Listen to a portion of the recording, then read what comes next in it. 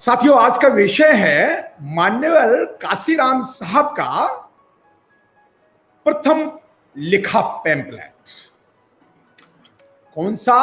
प्रथम प्रथम लिखा पैम्पलेट। हां मान्यवर, प्रथम लिखा पैम्पलेट। साथियों, कब लिखा, कहां लिखा, कब पढ़ा गया, कौन कौन से लोग थे और उसमें क्या क्या लिखा था। मैं जानता हूं बहुत सारे मान्यवर काशीराम साहब के नाम की पार्टियां चला रहे हैं। ऐसे पार्टियों के जो काशीराम साहब के नाम से पार्टियां चला रहे हैं, उन पार्टियों के अध्यक्षों को यह तक नहीं पता होगा कि यह पहला पत्र काशीराम साहब ने किस दिन लिखा था और क्यों लिखा था। आइए जानते हैं साथियों। बहुत सारे जय Bhim Kashiram school of art आप चलाने वाले आजकल बड़े मान्यवर काशीराम साहब के नाम पे स्कूल चला रहे हैं। एक दिल्ली में चल रहा है मान्यवर काशीराम स्कूल ऑफ आप पार्टी, जो बहुजनों का वोट लूटने के लिए, झाड़ू में वोट लगाने के लिए कार्यक्रम बना रखा है। जय भीम का काम करते हैं तो आओ ना, जय भीम की पार्टी में भी तो आओ। नहीं, बहुजन उसमें बहुजन, उस पार्टी में बहुजनों का SC/ST कंपोनेंट फंड सब खा लिया जाता है। झाड़ू के नाम पे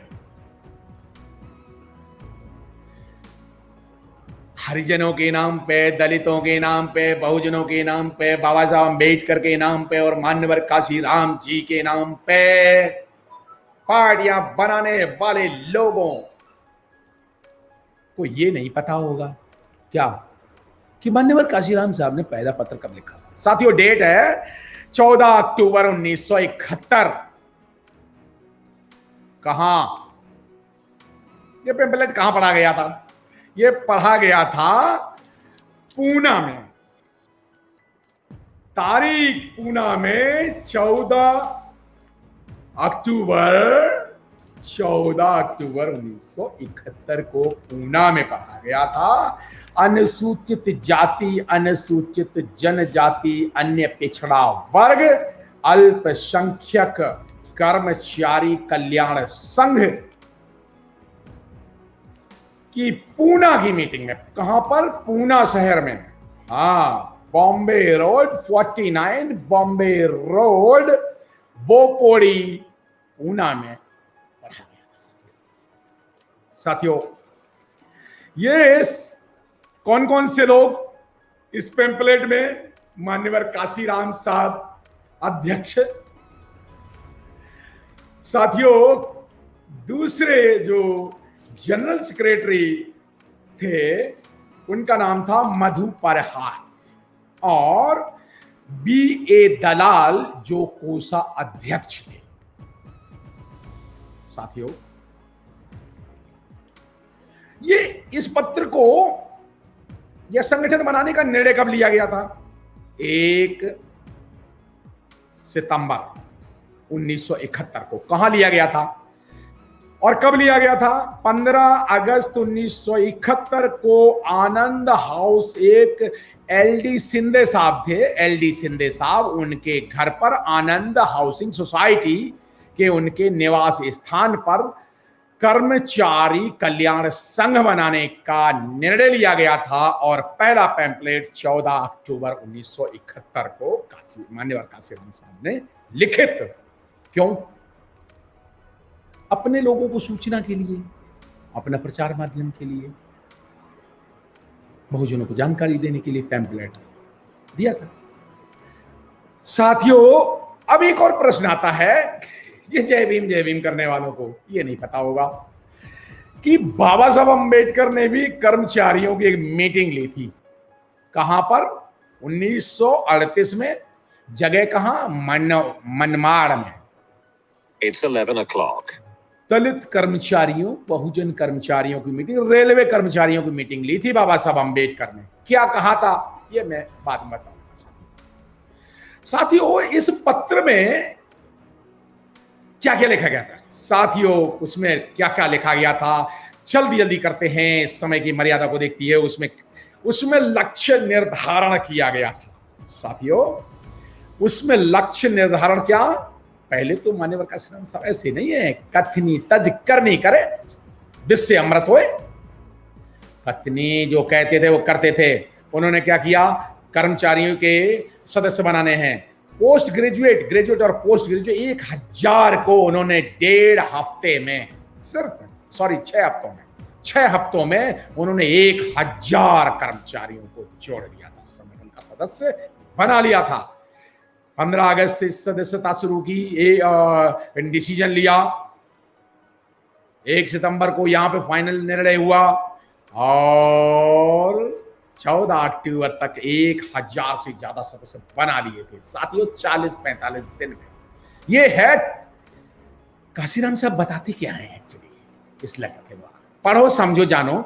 लक्ष्य निर्धारण समय सीमा में, अगर मान्यवर काशीराम साहब 45 दिन में, 6 हफ्ते में 1000 मेंबर बना सकते हैं, तो ये SC ST OBC की ये लक्ष्य निर्धारण करने, ये SC ST OBC के ये संस्थाएं चलाने वाले लोग, ये इनके मेंबर क्यों नहीं बनते? हाँ, ये नकली अम्बेडकरवादी है। ये बहुजनों को, उनको लक्ष्य से मतलब ही नहीं है। ये टाइम में कुछ काम करना ही नहीं चाहते, सो के उठते ही नहीं, सुबह लेट उठते हैं साथियों। उन्होंने अगला उस और 14 अक्टूबर के दिन एक और निर्णय लेते कि साथियों 14 अप्रैल 1972 तक वो 1000 और कर लेंगे, मतलब 2000 का टारगेट पूरा सेट करते हैं। इससे एक और रिजल्ट ओरिएंटेड, तेजी से कार्य करने का गुण मान्यवर काशीराम साहब का यहां से पता चलता है साथियों। इसमें एक बात और, आवश्यकता क्यों है, संगठन की आवश्यकता पे मान्यवर काशीराम साहब कहते हैं नीड, वो बोलते थे नीड, डिजायर और एक्शन, इच्छा। इच्छा, अगर इच्छा हो तो सब कुछ हो सकता है। काशीराम कहते हैं, मान्यवर काशीराम साहब क्या कहते हैं कि अगर बहुत अच्छी इच्छा हो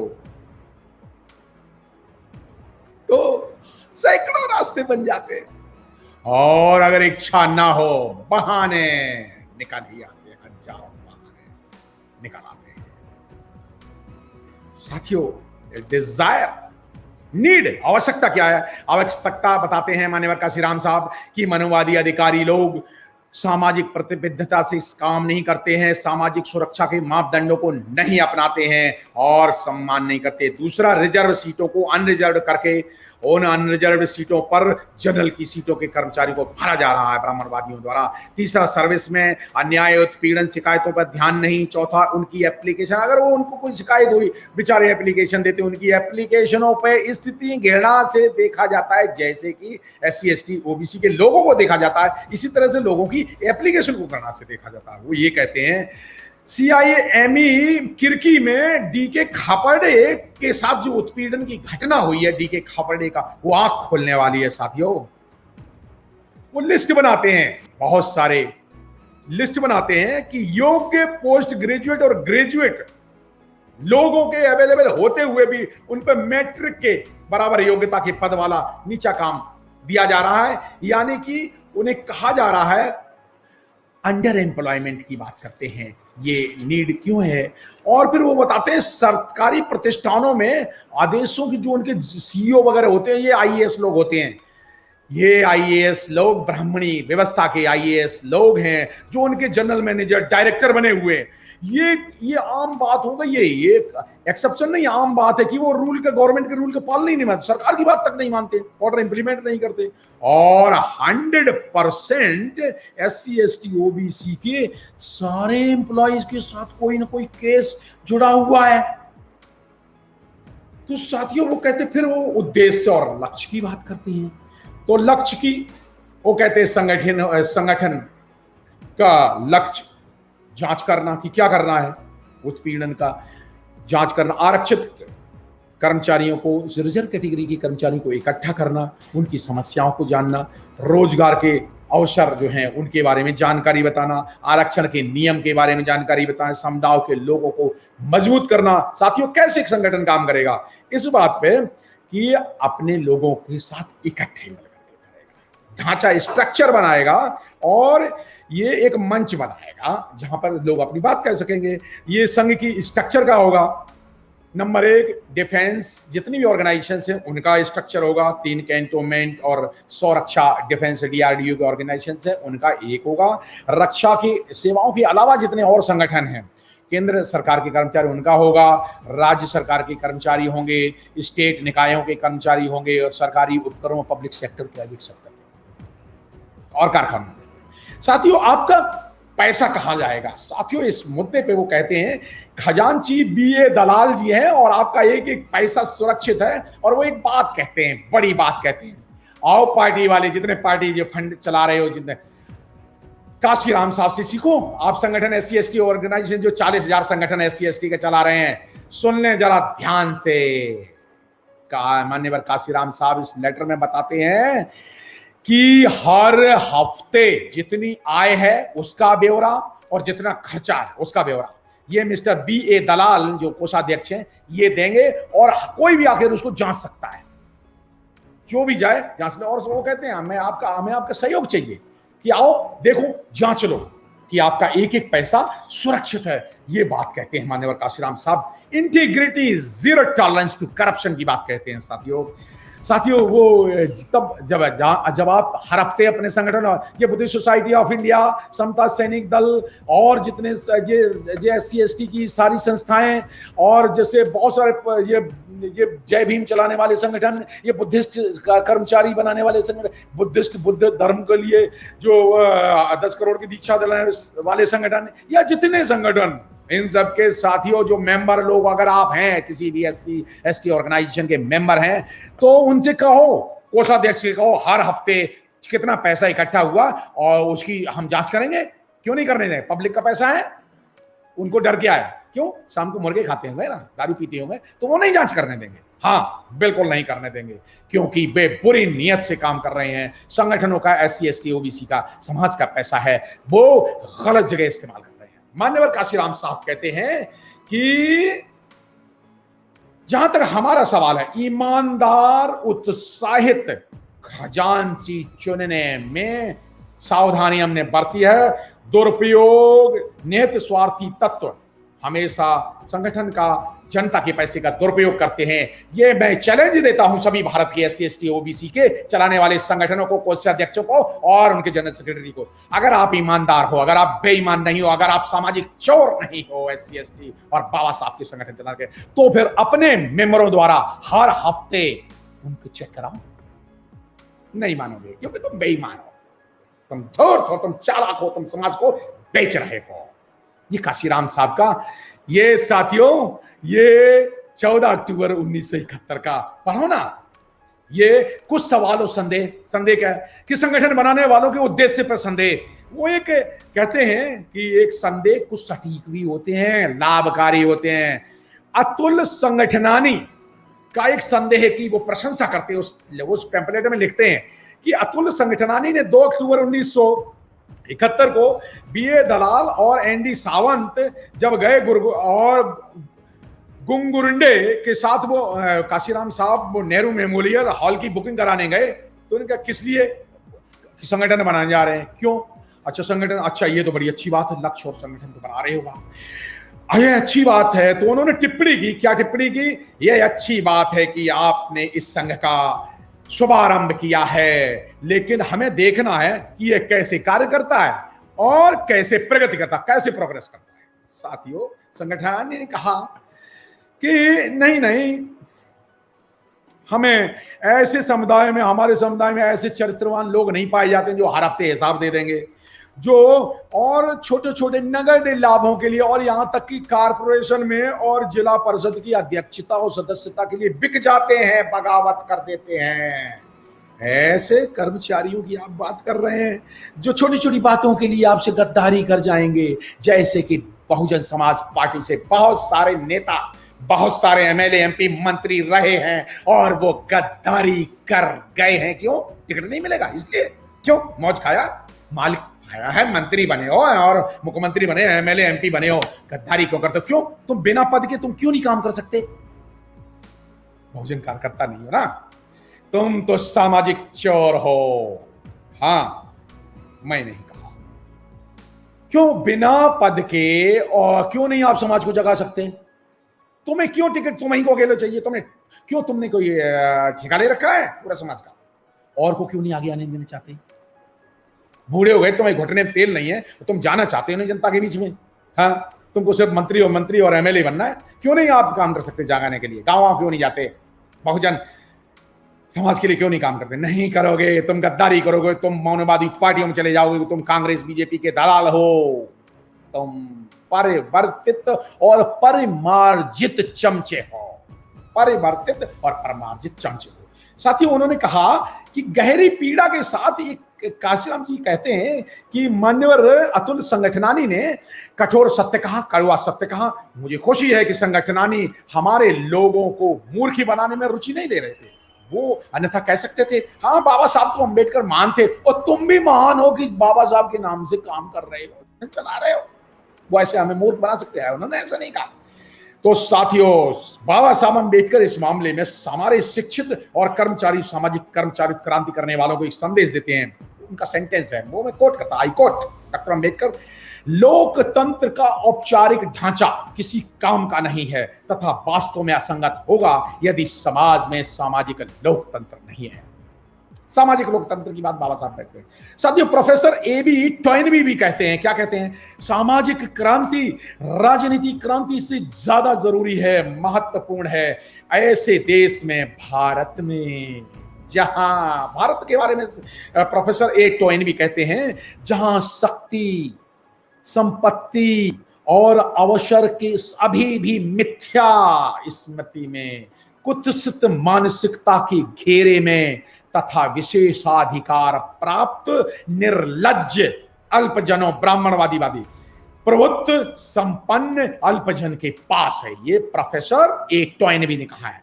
साथियों, सामाजिक परिवर्तन किसको लाना है? सामाजिक परिवर्तन मान्यवर काशीराम साहब कहते हैं हम ही को लाना है, जो पीड़ित हैं, जो त्रस्त हैं, जिनकी जमीन छीनी जा रही है, जो बेरोजगार जिनका छीन लिया गया है, जो गरीब हैं, जो बिल्कुल जिनकी नौकरी नहीं है, जिनके बच्चों को पढ़ाई नहीं है, जिनको हॉस्पिटल नहीं मिल रहे, जो दर दर को ठोकरें खा रहे थे, जो बसों भी नहीं मिली, जो पैदल चल रहे थे 45 से 50 लाख लोग, उनको करना है ना। तो साथियों, सामाजिक क्रांति के बारे में वो बाबा साहब अम्बेडकर का उदाहरण देते हैं कि नौकरी में संघ और यूनियनों की आवश्यकता। यहां उदाहरण बाबा साहब अम्बेडकर का देते हैं। साथियों, 1938 में मनमाड़ में रेलवे कर्मचारियों को संबोधित करते हुए बाबा साहब अम्बेडकर कहते हैं कि इसमें कुछ गलत नहीं है यूनियन बनाना। एक एक डिपार्टमेंट में मैंने देखा कि एमसीडी दिल्ली में, म्यूनिसिपल कॉर्पोरेशन ऑफ दिल्ली में सफाई कर्मचारियों की 45 यूनियन है। तो मैं उन 45 यूनियन जो शेड्यूल कास्ट, कौन से वाले, सबसे दलित, जो बहुजनों में भी सबसे नीचे, वाल्मीकि सफाई कर्मचारी, 45 यूनियन, और सारे के सारे 20 साल से 15 साल से उनको रोजगार, उनको पक्का नहीं किया जा रहा। तो बाबा साहब अम्बेडकर क्या कहते हैं? बाबा साहब अम्बेडकर रेलवे कर्मचारियों को संबोधित करके वो कहते हैं, मैं यहाँ आज एससी के, वाल्मीकि जाति के कर्मचारियों को बता रहा हूं, कोट कर रहा हूं, इसमें कुछ गलत नहीं है यूनियन बनाना। यदि लोग आपस में अलग अलग यूनियन बनाते हैं, बशर्ते इसको चलाने के लिए आपके पास लायक लोग हो। यदि एक यूनियन इसको यदि प्रगति करनी है और तो इसे कार्य करना होगा, और यूनियन तब तक कार्य कर नहीं सकती जब तक इसको सक्षम कार्यकर्ता, लीड करने वाला नेतृत्व, सेवाएं प्राप्त नहीं होती। यही बड़ी अपेक्षा है कि करते क्या है इनके नेता? क्या आपके पास यूनियन चलाने वाले वास्तव लोग हैं? और नहीं है तो ऐसे नेताओं को लात मारे। ये बाबा साहब ने कोट नहीं किया, ये मैं कह रहा हूं। ऐसे नेताओं को हटा करके, वास्तव में ये एक अच्छी बात होगी अगर आप ऐसा कर पाए, नेतृत्व अगर डेवलप कर पाए। अलग यूनियन बनाना कुछ गलत नहीं है, क्योंकि अलग यूनियन होने से ऐसा नहीं है कि इसमें अलगाववाद या कमजोरी होगी। लेकिन अरे करते किस लिए यूनियन? अगर तुम कर्मचारियों को पक्का नहीं कराना चाहते, लाना तो ऐसी यूनियन पर बंद करो, सारी यूनियन 45 की जगह एक बनाओ। और अगर एक यूनियन बने तो जरूर सारे पक्के हो जाएंगे। तो उनकी तनख्वाह टाइम से मिलने लगेगी, तो वो कच्चे नहीं रहेंगे। कर लो ना। तुम्हें यूनियनें ज्यादा बनानी है या तुम्हें आ रहे अधिकार प्राप्त करने हैं? तुम्हें यूनियनें प्यारी हैं, तुम्हें नेता प्यारे हैं, या तुम्हें अधिकार प्यारे हैं? ये चुनना होगा साथियों। ये काशीराम साहब ये बात कहते हैं, और ये लिखा हुआ, और बाबा साहब अम्बेडकर का लिखा हुआ, ये मैं पढ़ रहा था। ये साथियों, मैं इसके बाद अंत में अंबेडकर की, बाबा साहब वो काशीराम साहब कहते हैं, डॉक्टर अंबेडकर की आशा और उसका परिणाम। 1938 में मनमाड़ में रेलवे कर्मचारियों को संबोधित करते हुए जो कहा था, मुझे आशा है एक दिन ज्यादा समय नहीं जब दलित वर्ग, मुझे आशा है कि एक दिन दूर नहीं है जब दलित वर्ग की जातियां संगठित होंगी, जो शक्ति उन्हें प्राप्त हुई है वो उससे जागृत होंगी, उससे सूझबूझ और प्रभावशाली ढंग से उपयोग करेंगी, ताकि उनका सामाजिक उद्धार हो सके। मैं यहाँ वाल्मीकि कर्मचारी जो 45 यूनियनों के नेताओं से कहना चाहूंगा, हर एक कारण के, अगर तुमने आप पार्टी के लिए काम किया, तुमने कांग्रेस के लिए काम करते, तुम बीजेपी के लिए काम करते, तुम दल 50 पार्टियों के लिए काम करते, तुम बहुजनों की, वाल्मीकि जातियों की कर्मचारियों के लिए काम क्यों नहीं करते? उनके अधिकारियों के लिए क्यों नहीं करते? करो, छीन लो ना अधिकार। और आगे आ रहे हैं, चलो मैं आपको चैलेंज देता हूं। क्या चैलेंज? दिसंबर तक कर लो ना उनके अधिकार प्राप्त। तीनों पार्टियों से कर लो, चारों पार्टियों से कर लो, है चैलेंज तुम्हें। स्वीकार करो, तुम्हारी क्या इच्छा है तो ठीक है, बड़ी अच्छी बात है। साथियों, मैं ये लेटर मान्यवर काशीराम साहब का लेटर पढ़ रहा था। ये रही ऑप्रेस्ड इंडियन के संपादकीय लेख AR अकेला से। ये प्रूफ के साथ पढ़ रहा था, मैंने कुछ भी अपना नहीं, इसमें कुछ भी अपना नहीं था, ये सब यहां पे डॉक्यूमेंटेड है। साथियों, आप भी पढ़ें। आपने मेरी बात ध्यान से सुनी। मान्यवर काशीराम साहब का सच्चा आंदोलन, बहुजन आंदोलन, उनके चिन्हों पे चलना चाहते हो तो अपनी सत्ता लाओ, हाथी पर बटन दबाओ, 2022 में अपनी सरकार बनाओ और 2024 में अपना प्रधानमंत्री बनाओ। 110 करोड़ बहुजन हो, बनाओ ना। आपके हाथ में, इस उंगली में ताकत है, लेकिन क्या तुम्हारी इच्छा है? संविधान ने अधिकार दिया, क्या तुम एक्शन लेना चाहते हो? इस बटन उंगली पे दबाना भी चाहते हो हाथी पे? ना, तुम तो गलत पार्टियों पे दबाओगे, तुम गलत चिन्हों पे दबाओगे, क्योंकि तुम गुलाम हो, बाबा साहब अम्बेडकर को नहीं मानने वाले हो, समाज को धोखा देने वाले हो। सच्चे हो तो अपनी सत्ता लाओ। जय भीम, जय भारत। आप सभी का शुक्रिया। इसको 10 से 20 लोगों जरूर भेज दें।